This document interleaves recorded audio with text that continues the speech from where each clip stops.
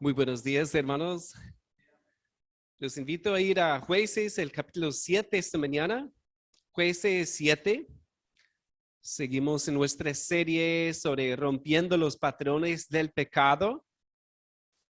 Y ya llegamos a un capítulo bastante conocido. Seguramente si algunos de nosotros estuvimos en la escuela dominical como niños, sabemos esta historia muy bien. Pero bueno, el título de la prédica es para que la excelencia del poder sea de Dios. Y no sé si a algunos de ustedes les gustan las películas de las artes marciales, del Kung Fu, eso, Kung Fu Panda, eso, Ip Man, eso. Y estaba pensando en esas películas siempre. Su nombre normalmente puede ser una mujer también, supongo, porque realmente no veo tantas de estas películas, pero bueno, las que he visto es normalmente un hombre que está contra todo el mundo, ¿cierto?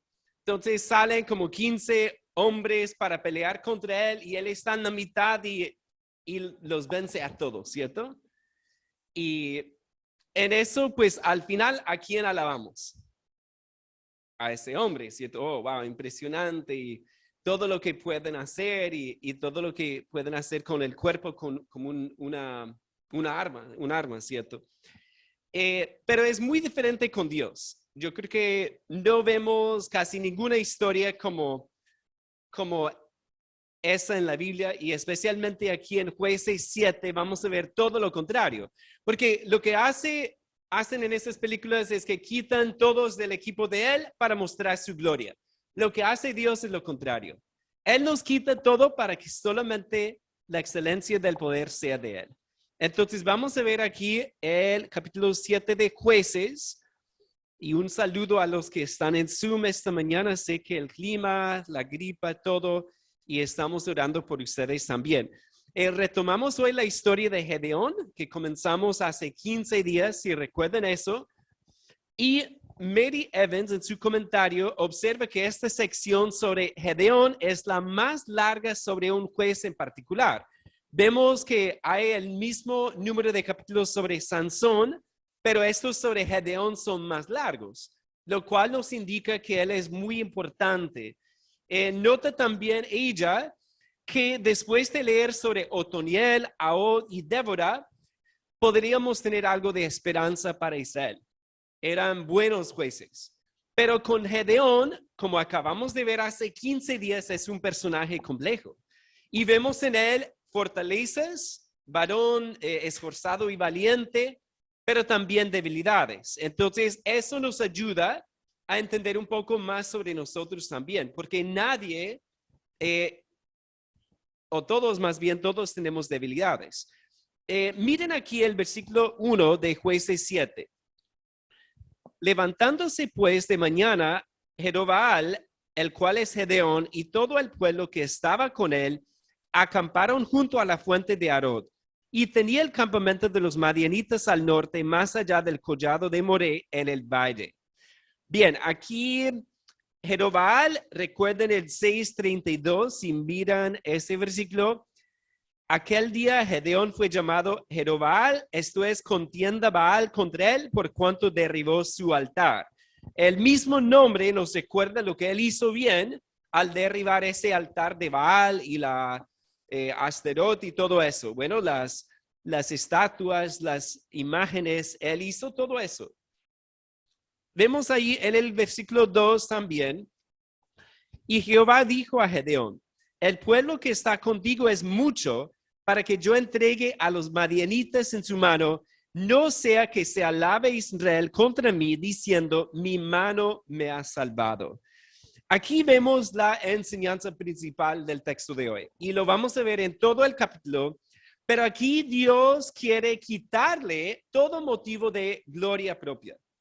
Él quiere quitarle a Gedeón, al ejército de él, todo orgullo. Él quiere ponerlos en una situación en donde puedan solamente decir, Dios nos ha salvado. Y eso es algo que vemos en toda la Biblia. Lo que hemos visto con los israelitas al lado del Mar Rojo, estaban ahí, no había esperanza en ellos. Aquí Él quiere hacer lo mismo. Entonces, La enseñanza de este capítulo es que debemos exaltar siempre el poder de Dios. Debemos exaltar siempre el poder de Dios. Si empezamos a exaltar nuestro poder, nuestra inteligencia, nuestros recursos, pensar que nosotros somos algo, ya Dios va a humillarnos. Va a llevarnos, hermanos, es mucho mejor humillarnos nosotros a que Él lo haga. Amén. Y yo lo he aprendido eso por experiencia propia. Cuando Dios ve que tenemos un corazón de orgullo, de soberbia, de autosuficiencia, ¿qué va a hacer? Nos va a humillar, nos va a pasar por unas dificultades en donde finalmente tenemos que exaltar su poder solamente. Entonces, ¿qué? Es mucho mejor aprender de Gedeón y decir, no, yo en mi vida voy a exaltar su poder siempre. Yo quiero gloriarme en mi Señor, no en mí mismo. Bien, entonces miremos cómo lo podemos hacer, porque aquí vamos a ver claramente cómo hacerlo con 3 acciones que nos permiten exaltar el poder de Dios. 3 acciones. Y la primera la vemos aquí en el verso 3. Ahora pues, haz pregonar en oídos del pueblo diciendo, quien tema y se estremezca, madrugue y devuélvase desde el monte de Galaad. Y se devolvieron del pueblo 22,000 y quedaron 10,000. Aquí vemos que Dios empieza a reducir ese ejército. Ellos que comenzaron con 32,000, ¿cierto? Ya quedan 10,000. Y miren lo que hace el Señor en el 4. Y Jehová dijo a Gedeón, aún es mucho el pueblo, llévalos a las aguas y allí te los probaré. Y del que yo te diga, vaya contigo, irá contigo. Mas de cualquiera que yo te diga, no vaya contigo, el tal no irá.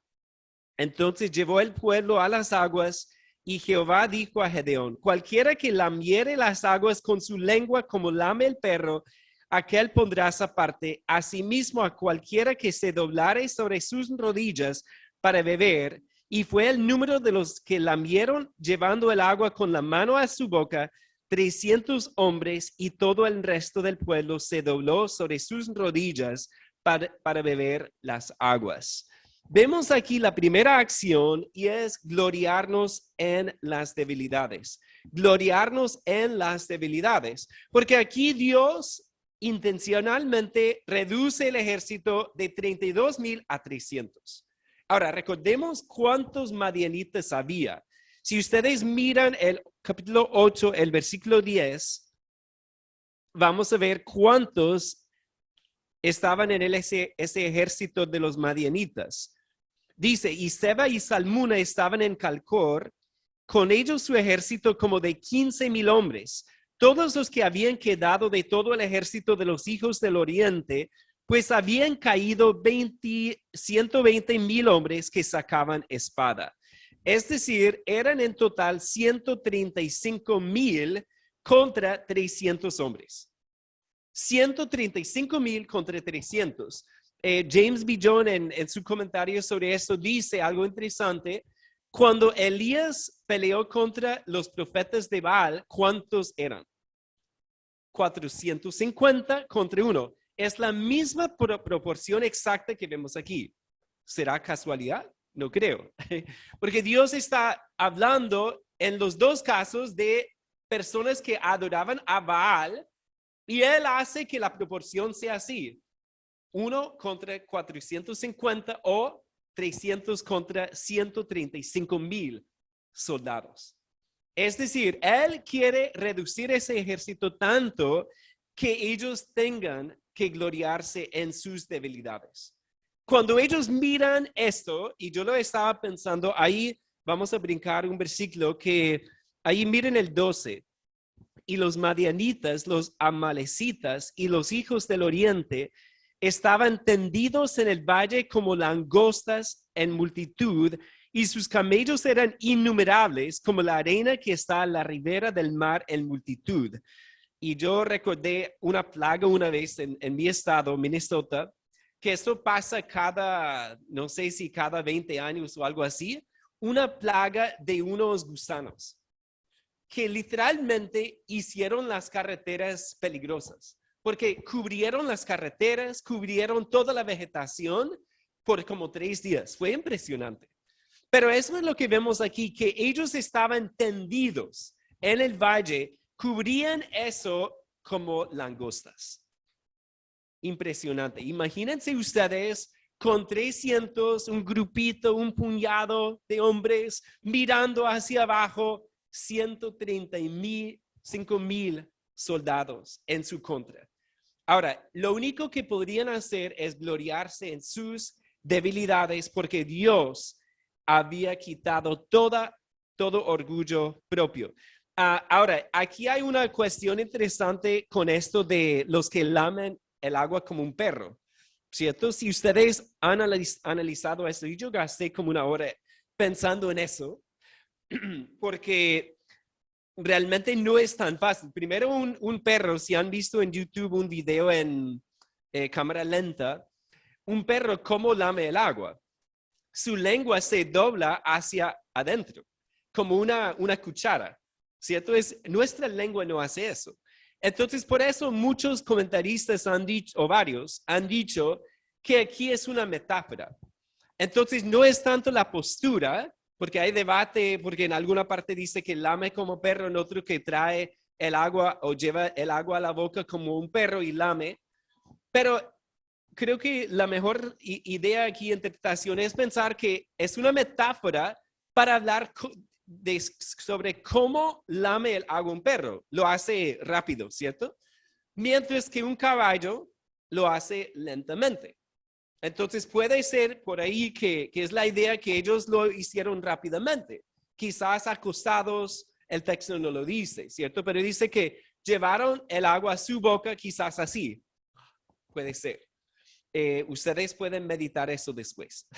Porque al fin y al cabo, y otros han dicho, no, fueron los más inteligentes.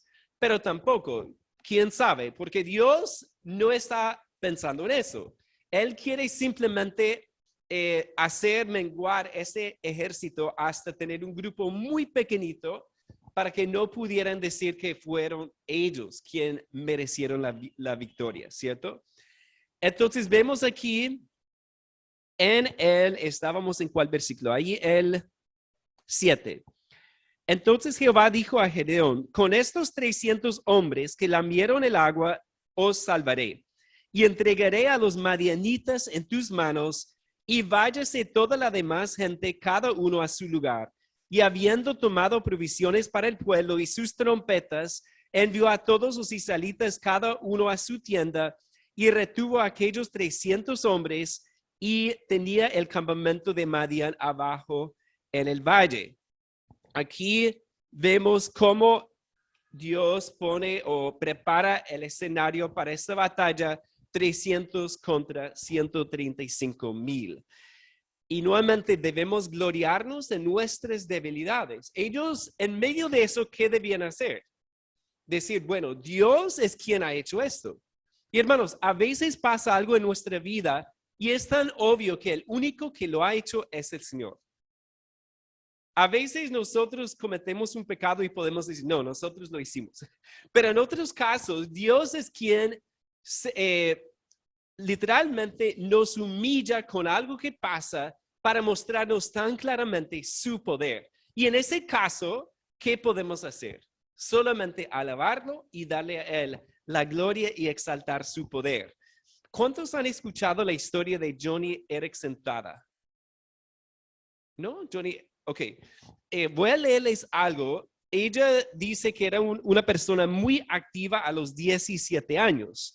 Y voy a leer textualmente lo que ella dice. Todo cambió en una calurosa tarde de julio de 1967. Cuando mi hermana Katy y yo salimos a nadar en una playa en la bahía de Chesapeake, Maryland, eso en Estados Unidos. Y el agua se miraba turbia bajo el sol de mediodía. Y no me molesté en revisar la profundidad del agua antes de subirme sobre una balsa que estaba anclada en la costa afuera. Posicioné mis pies sobre la orilla, respiré profundo y me lancé en un clavado cuando ¡zas! Mi cabeza golpeó algo duro, se rompió hacia atrás y sentí un extraño choque eléctrico en mi nuca. Flotando boca abajo y aturdida, me di cuenta de que no podía salir a la superficie. ¿Por qué no se mueven mis brazos?, pensé. ¿Por qué no puedo patalear mis piernas? Mi accidente de clavado me catapultó hacia el mundo extraño y aterrador de tubos y máquinas. Entonces, ella fue hospitalizada más de un año y dice, una profunda y oscura depresión comenzó a sentarse sobre mí. Dios, ¿cómo pudiste haber permitido que esto me pasara?, preguntaba. Yo era cristiano antes mi accidente. ¿Qué hice mal? ¿Estoy siendo castigada? El resentimiento hacia Dios comenzó a arraigarse en mi corazón. Amistades oraron por mí día y noche. Después de casi un año en el hospital, comencé a sentir una diferencia. Ya no preguntaba por qué con un puño y enojo, más bien comencé a preguntar por qué con un corazón abierto. Sin darme cuenta, Dios estaba comenzando a sanar mi alma herida por medio del poder de la oración. Verdaderamente noté la diferencia en mis sesiones de terapia ocupacional. Semanas antes yo me había neciamente rehusado a aprender a escribir con un lápiz contraído entre mis dientes. Pero luego conocí a Tom, un joven tetrapléjico que dependía de un ventilador y que estaba más paralizado que yo. Él tenía una actitud entusiasta, permitiendo a la terapeuta colocar el lápiz en su boca. Ver su actitud me hacía sentirme avergonzada y de mis tantas quejas. Y ella, obviamente, empezó después, Dios le ayudó a entender todo eso. Y ella ahora da gloria a Dios y ha tenido un ministerio que Dios ha usado muchísimo para llevar el evangelio a personas como ella. Y realmente les predica el evangelio y les da esperanza. Y ella dice lo siguiente: no hay tal cosa como accidentes en la vida del creyente. Si Dios nos manda una prueba, en última instancia es para nuestro bien. Una de las cosas que podemos hacer para nuestros hermanos y hermanas en Cristo es obtener la victoria sobre nuestras propias pruebas. Y yo pensaba en ella simplemente como un ejemplo de alguien que tuvo que pasar por una dificultad muy grande, pero finalmente al pasar esa prueba se dio cuenta de que podía gloriarse en sus debilidades y así Dios la ha usado. Ahora, nosotros, nadie aquí está pasando por la misma prueba, ¿cierto? Pero a veces hay pruebas que Dios permite en donde Él quiere que nos gloriemos en Él. ¿Sí? Y Pablo lo dice, 2 Corintios 12:9, y me ha dicho, bástate mi gracia, porque mi poder se perfecciona en la debilidad. Por tanto, de buena gana me gloriaré más bien en mis debilidades, para que repose sobre mí el poder de Cristo. Y es lo que vemos a lo largo de la Biblia, ¿cierto, hermanos? Que vemos que aquí con Gedeón, su ejército, Dios quiere que exaltemos su poder. Y puede ser una enfermedad, puede ser una lucha emocional, puede ser una dificultad económica, alguna dificultad con el trabajo, lo que sea. Pero en eso, ¿qué debemos hacer? Decirle, Dios, tú eres Dios, tú mereces la gloria, bástate mi gracia, o bástame a mí tu gracia, ¿cierto? Porque su poder se perfecciona en nuestra debilidad. Y es algo que tenemos que recordar. A veces Dios quiere quitarnos el ejército de 32,000 para que nos demos cuenta de su poder. Cuando uno está solo y solamente tiene a Dios, pues ahí Él es suficiente. Amén. Si lo entendemos. Entonces, una pregunta aquí de aplicación sería que si tú te glorías en tus debilidades para exaltar el poder de Cristo, ¿cierto? Y eso es algo que no es fácil, porque la tentación, o la tendencia más bien, la tendencia humana es quejarse, desanimarse, buscar lo malo y enfocarnos en eso, en vez de enfocarnos en Dios y lo que Él quiere hacer con nosotros en medio de nuestra debilidad. En este caso, el ejército de Gedeón y Gedeón tenían que ver que Dios estaba orando. Miremos la segunda acción, hermanos, en el 9. Aconteció que aquella noche Jehová le dijo, levántate y desciende al campamento, porque yo lo he entregado en tus manos. Bueno, como el pastor Alfredo predicó hace 15 días, Gedeón recibió palabra directa de Dios. ¿Qué debía hacer con eso? Aferrarse a esa palabra, ¿cierto? Y decir, Dios nos ha entregado la victoria, vamos.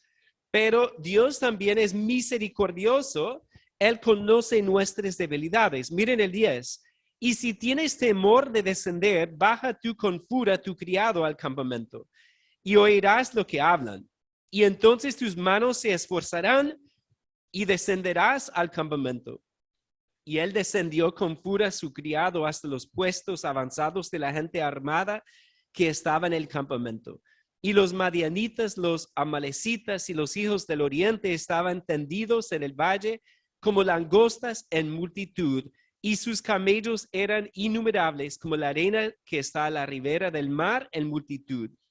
Cuando llegó Gedeón, he aquí que un hombre estaba contando a su compañero un sueño, diciendo, he aquí yo soñé un sueño, veía un pan de cebada que rodaba hasta el campamento de Madián y llegó a la tienda y la golpeó de tal manera que cayó y la trastornó de arriba a abajo y la tienda cayó. Eso es bien chistoso, ¿verdad? Estaba pensando, un pan de cebada es un pan común y corriente. Para ponerlo en términos de acá, estaba pensando en una arepa de huevo que baja rodando el siruma y golpea un carrito de bolis y lo tumba. ¿Comunica mejor? Bueno, la idea es que es algo que ellos era muy común y corriente, pero Gedeón recibe ánimo de esto. Y miren, es curioso. En el 14, y su compañero respondió y dijo, esto no es otra cosa sino la espada de Gedeón, hijo de Joás, varón de Israel. Dios ha entregado en sus manos a los madianitas con todo el campamento. Es como cuando tenemos un sueño, bueno, en este caso, ¿cómo llegó a esa conclusión? El pan de cebada es Gedeón. Pues creo que Dios estaba enseñándole a Gedeón algunas cosas. Primero, que él iba a encargarse de la victoria. Y segundo, Gedeón, no creas que tú eres el héroe de esto. Tú eres más bien un pan de cebada. ¿Cierto?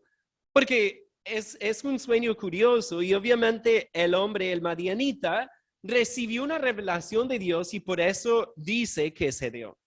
Porque a lo mejor no sabía quién era Gedeón. Pero en esta revelación, ese sueño, el hombre entendió y lo dice así.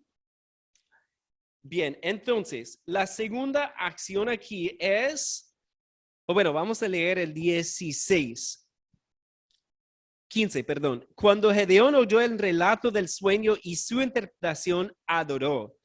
Y vuelto al campamento de Israel, dijo, levantaos pues, Jehová ha entregado el campamento de Madián en vuestras manos.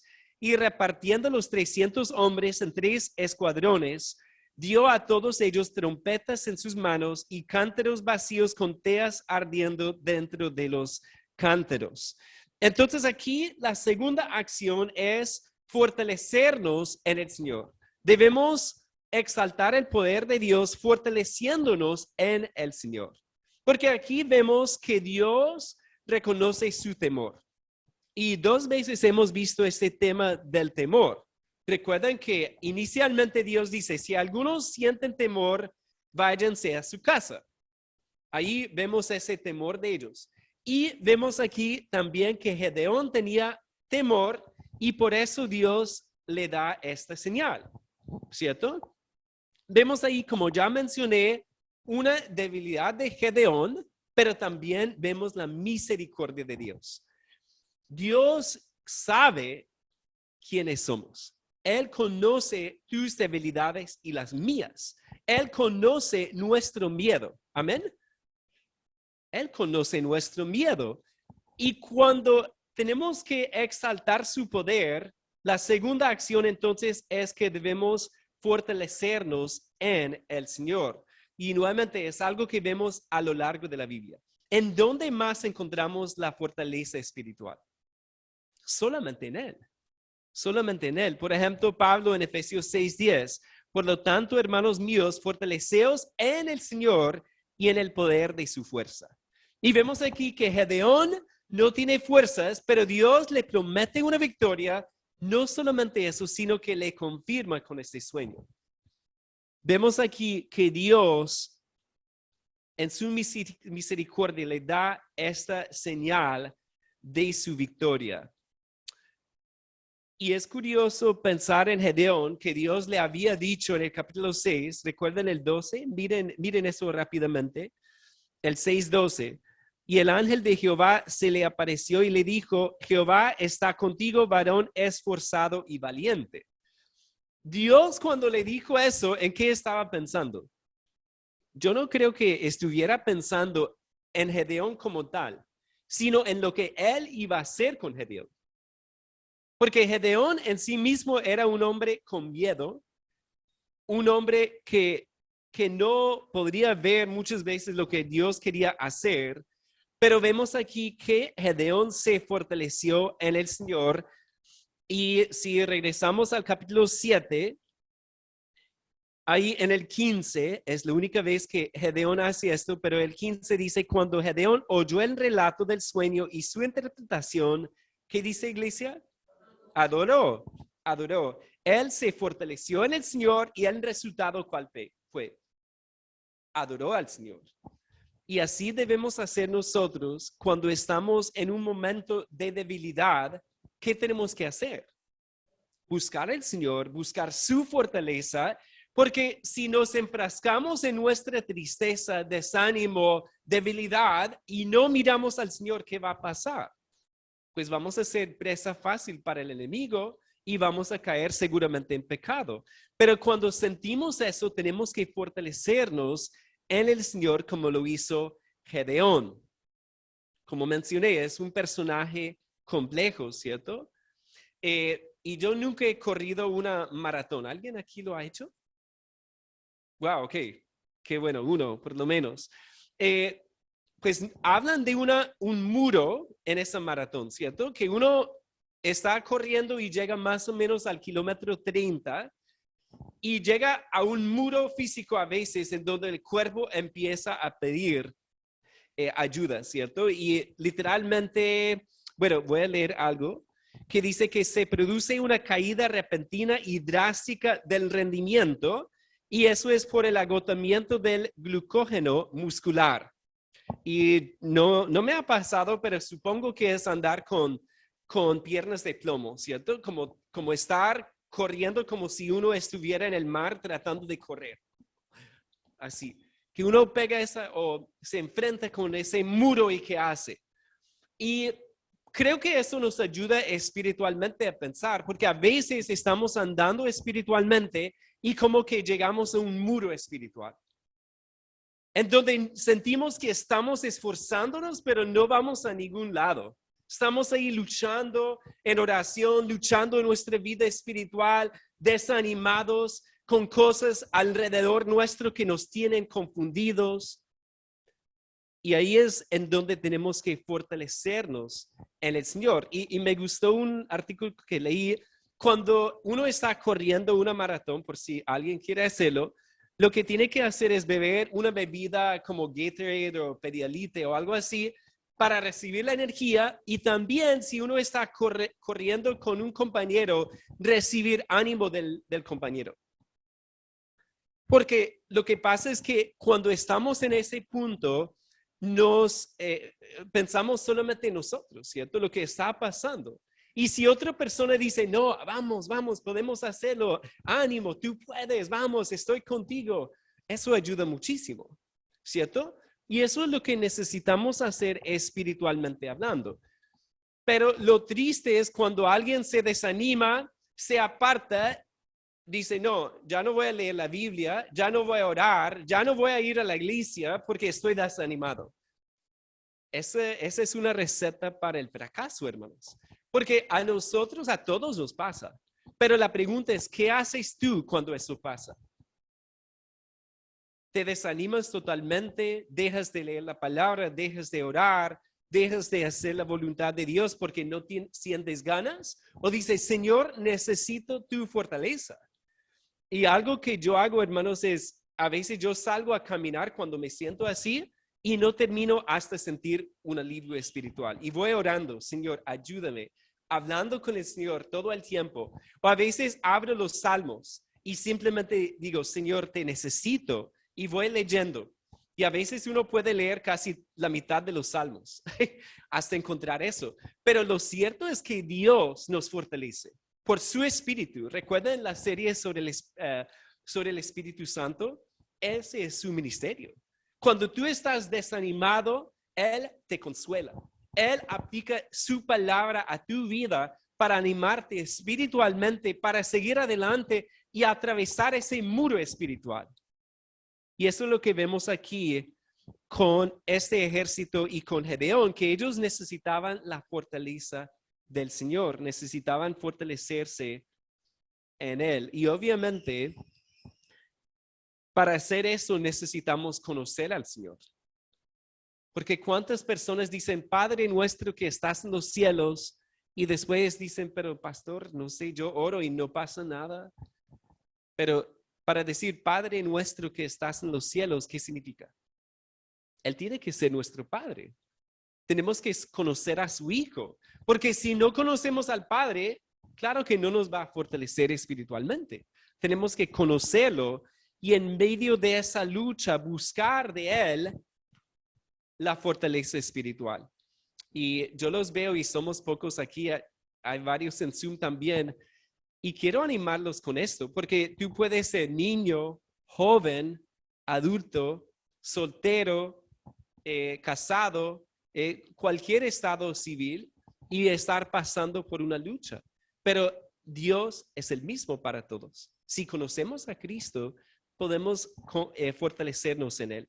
Entonces, miren el versículo 17 para ver la tercera acción. Aquí, la tercera acción que nos permite exaltar el poder de Dios, aquí en el 17.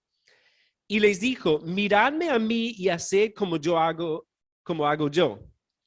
He aquí que cuando yo llegue al extremo del campamento, haréis vosotros como hago yo. Yo tocaré la trompeta y todos los que estarán conmigo.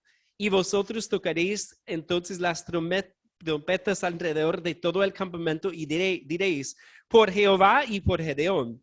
Llegaron pues Gedeón y los 100 hombres que llevaba consigo al extremo del campamento al principio de la guardia de la medianoche, cuando acababan de renovar los centinelas.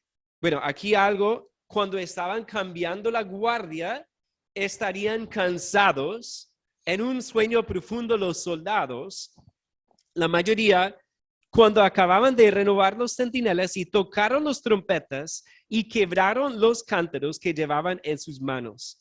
Y los 3 escuadrones tocaron las trompetas y quebrando los cántaros tomaron en la mano izquierda las teas, o sea, las antorchas, y en la derecha las trompetas, con que tocaban y gritaron, por la espada de Jehová y de Gedeón. Es irónico, ¿cierto? No tenían espadas y gritan la espada de Gedeón. Al igual que un pan de cebada, en el sueño el hombre había dicho que, a ver, allí en el 14, ¿cierto? Esto no es otra cosa sino la espada de Gedeón. En eso que vemos, Gedeón nunca blande una espada. Nunca usa una. ¿Por qué?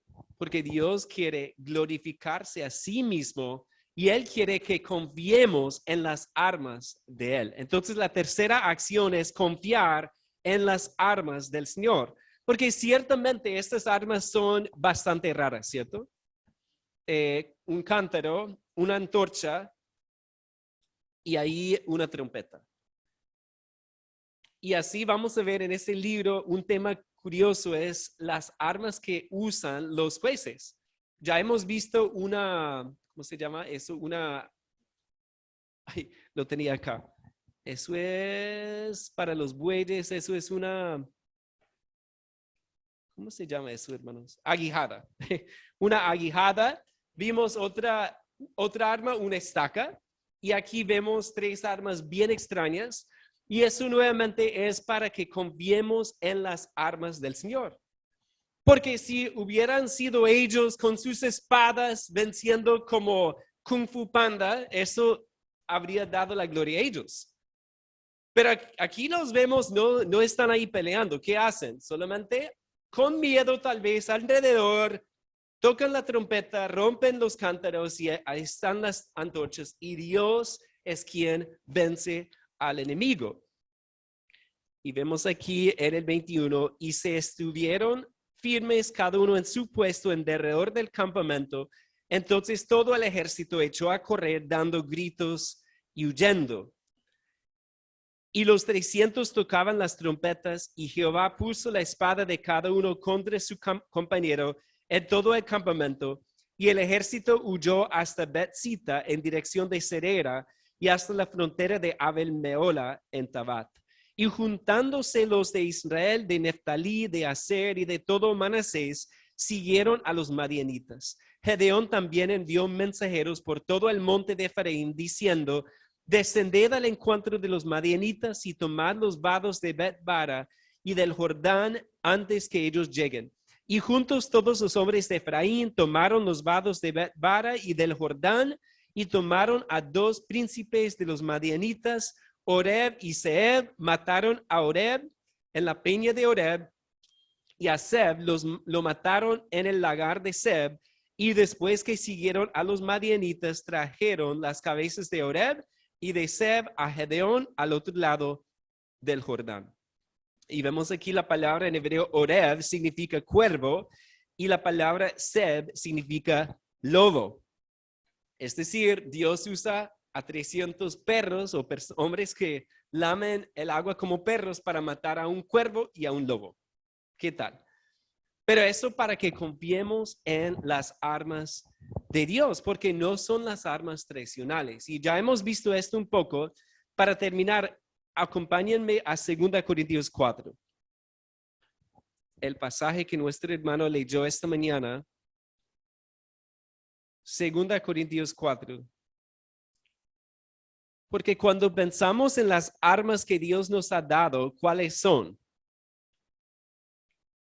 No son las armas que pensaríamos, no son las armas que espera el mundo, sino que son armas diferentes. Y debemos confiar en ellas, no tratar de salvarnos con otros métodos nuestros, sino confiar en lo que Él nos ha dado. Miren el 2 Corintios 4, 1. Por lo cual, teniendo nosotros este ministerio según la misericordia que hemos recibido, no desmayamos. Antes bien, renunciamos a lo oculto y vergonzoso, no andando con astucia ni adulterando la palabra de Dios, sino por la manifestación de la verdad, recomendándonos a toda conciencia humana delante de Dios. Hermanos, ahí, ¿cuál arma vemos? La palabra de Dios, ¿cierto? Vemos que tenemos su palabra, que por cierto es su espada, o la espada de Dios es su palabra. Entonces debemos confiar en su palabra. Ellos debían confiar en lo que Dios iba a hacer con unas armas extrañas y nosotros debemos confiar en su palabra, no en nuestra astucia, como él dice. Miren el 3, pero si nuestro evangelio está aún encubierto, entre los que se pierden está encubierto, en los cuales el Dios de este siglo cegó el entendimiento de los incrédulos, para que no les resplandezca la luz del evangelio de la gloria de Cristo, el cual es la imagen de Dios. ¿Cuál herramienta o arma tenemos ahí en el verso 4? ¿Qué dice? El evangelio, ¿cierto? Tenemos el evangelio, que es el arma de Dios para salvación. ¿Y el evangelio qué es? Es el mensaje de salvación, lo que Cristo vino a hacer al vivir una vida perfecta, al ir a esa cruz por nosotros y morir por nosotros, ser sepultado y al tercer día resucitar victorioso. Y este evangelio es el mensaje que Dios usa para quitarnos todo mérito, para que nadie se gloríe, sino que simplemente por gracia, por su regalo inmerecido, recibir por fe lo que Cristo ha hecho. Y esa es nuestra arma. Y es algo que hemos visto que a veces pensamos que con una persona muy intelectual tenemos que argumentar con filosofía y todo, pero ¿qué derriba esos argumentos? El evangelio sencillo de Dios. Que Cristo murió por nuestros pecados conforme a las Escrituras y que fue sepultado y que resucitó al tercer día conforme a las Escrituras. Y hermanos, tenemos esa arma y tenemos que confiar en ella. Confiar en el evangelio, la palabra de Dios y el mensaje de salvación. Y mira lo que pasa, el 5, porque no nos predicamos a nosotros mismos, sino a Jesucristo como Señor y a nosotros como vuestros siervos por amor de Jesús. Porque Dios que mandó que de las tinieblas resplandeciese la luz, es el que resplandeció en nuestros corazones para iluminación del conocimiento de la gloria de Dios en la faz de Jesucristo. Pero tenemos este tesoro en vasos de barro para que la excelencia del poder sea de Dios y no de nosotros. Y yo no puedo probarlo, pero yo creo que Pablo tenía Jueces 7 en su mente cuando escribió esto. Porque él está pensando en unos vasos de barro, está hablando de una luz que resplandece y está hablando de unas armas que nadie esperaría. La palabra de Dios y el evangelio, y a través de esas armas es que la luz de Cristo, su gloria, resplandece en el corazón de los que lo reciben. Amén. Entonces tenemos eso y en nosotros nuevamente lo que dice Pablo aquí concuerda con lo que vemos en Jueces 7. ¿Quién debe figurar en nuestra vida? ¿Cuál poder debemos exaltar en todo? El de Dios, en todo momento, no en nosotros, no en nuestra inteligencia, nuestras ideas, nuestros estudios, nuestra salud, nada de eso, sino solamente exaltar su poder y usar sus herramientas confiando en ellas, porque Él ha prometido usarlas como Él quiere. Y eso es maravilloso. Entonces, para cerrar esta parte del servicio, debemos exaltar siempre el poder de Dios.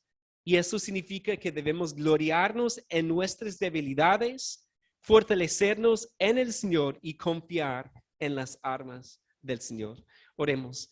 Padre, te damos gracias por tu palabra esta mañana. Ciertamente estamos débiles, Padre. Muchos de salud esta mañana, Padre.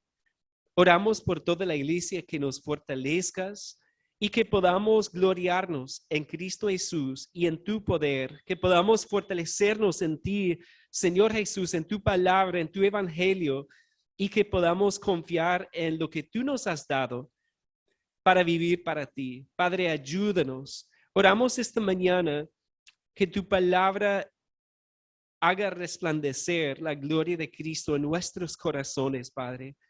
En un día gris, Padre, pensar en la gloria de tu Hijo Jesús y pensar que si conocemos a Cristo, algún día estaremos con Él, contigo, Padre, para la eternidad, sin ninguna debilidad. Pero en ese momento, en ese mundo, Padre, andamos con debilidades y gracias por eso, porque nos recuerda tu poder, tu gloria. Padre, yo te pido por mi iglesia, que tú fortalezcas a cada uno esta mañana, Padre. No sé si alguien ha llegado hoy con una carga en su corazón, una debilidad grande, una lucha emocional o espiritual, Padre. Oramos que tú alivies ese dolor, Padre, que des fortaleza espiritual, que llenes a mis hermanos con tu poder para exaltarte solamente a ti, para contar todo como gozo al pasar por las dificultades. Te damos gracias en el nombre de Jesús. Amén.